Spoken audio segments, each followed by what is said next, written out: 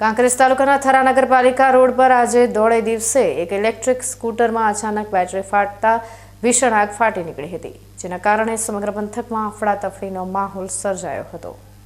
ઉનાળાની કાળજાળ ગરમીની હજુ તો શરૂઆત જ થઈ છે ત્યાં ઇલેક્ટ્રોનિક વાહનોમાં આગ લાગવાની ઘટનાઓએ ચિંતા વધારી દીધી છે। થરા ખાતે નગરપાલિકા રોડ અને પશુ દવાખાના પાસે આજે એક ઇલેક્ટ્રોનિક સ્કૂટરમાં અચાનક આગ લાગવાની ઘટના બની હતી।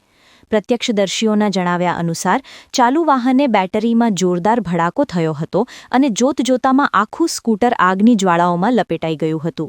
આ અચાનક થયેલા ધડાકા અને આગને પગલે આસપાસના વિસ્તારમાં ભારે ભાગદોડ મચી ગઈ હતી। પ્રાથમિક અનુમાન મુજબ બેટરીમાં શોર્ટ સર્કિટ થવાના કારણે આ આગ લાગી હોવાનું માનવામાં આવી રહ્યું છે। આગ એટલી ઝડપથી પ્રસરી હતી કે વાહન ચાલકને કંઈ સમજાય તે પહેલાં જ આખું વાહન બળીને ખાખ થઈ ગયું હતું। ઘટનાના પગલે રસ્તા પર લોકોના ટોળા એકઠા થઈ ગયા હતા અને અનેક લોકોએ આ ભયાનક દ્રશ્યોના વીડિયો ઉતારી સોશિયલ મીડિયામાં વાયરલ કર્યા હતા।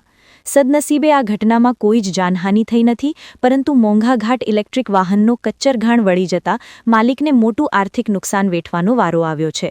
વધતી ગરમીમાં ઇલેક્ટ્રિક વાહન ચાલકોએ સાવચેત રહેવું જોઈએ તેવો સંદેશ આ ઘટનાએ આપ્યો છે।